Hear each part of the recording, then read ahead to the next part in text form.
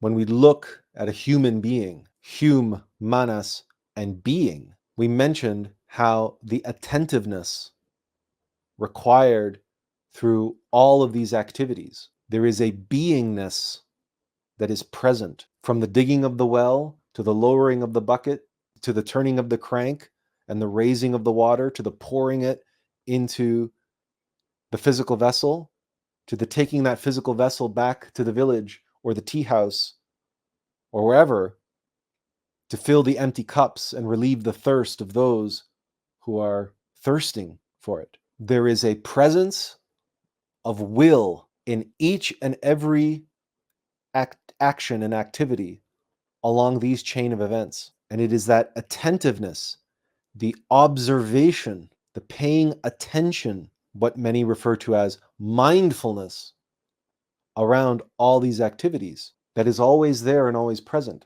In other words, there is a beingness to everything. Hume, manas, and being. To be a true human being is to be one who functions and operates each and every day in this manner as described by this analogy, by this allegory. And it is the presence of consciousness, of beingness, and the ability to receive that water and then give it forth and allow it to express in whatever form speaks to us, whatever form that our lives have led us to, whatever forms represent our bliss in all of that, that presence of being, the experience of what we are describing here is that vision, the reconciliation, the bringing together of that which is deep within the earth, that is eternally flowing, but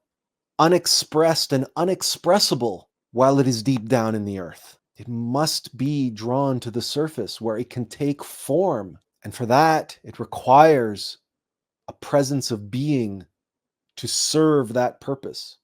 And it requires the mechanical apparatus and the physical vessel with which to literally serve that water to others in the form of tea, for instance. And that is how this eternal formless source comes to be here in this world of form. And all of this, this analogy, this allegory, we must meditate on and internalize and comprehend that we are that earth in microcosm, that the bucket is inside of us, our monad, our higher self, and that the eternal wellspring, the eternal flow is deep, deep, deep within ourselves. And our mechanical apparatus, this rational mind, is required, must serve in bringing that bucket which is full of these life-giving waters, bringing it to the surface, and then our physical vessel puts that water into form.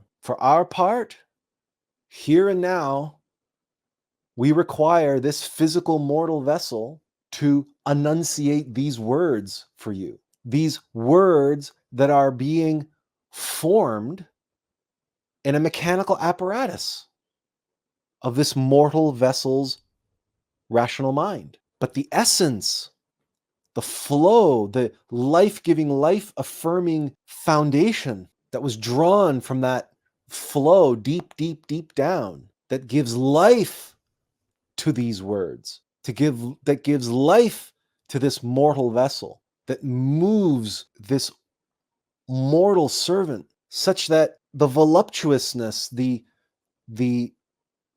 fullness of that which we are pouring forth for you, we have to use our hands to deliver it. Our whole being, our whole body is involved. Our whole physical vessel is a part of this exercise as we pour forth from our heart, from our mind, and from all of our centers, including our creative center, to create for you this experience that we hope is being received by an empty cup. We all have had moments like this when we serve. It is when we fill this vessel. It is the earthen vessel that pours forth the draught that was drawn from the spring. It is the earthen vessel that fills the empty cup. It's not the bucket at the well that pours into the glasses at the table. It is not that. The bucket stays with the well. The bucket is the monad. The bucket is the divine vessel that has the ability to connect directly via the tether of consciousness and be filled from the eternal spring. The earthen vessel, we say earthen like earthenware, that is what we fill, and that is what we take into our homes. That is what we take to the table. That is what we pour into the kettle.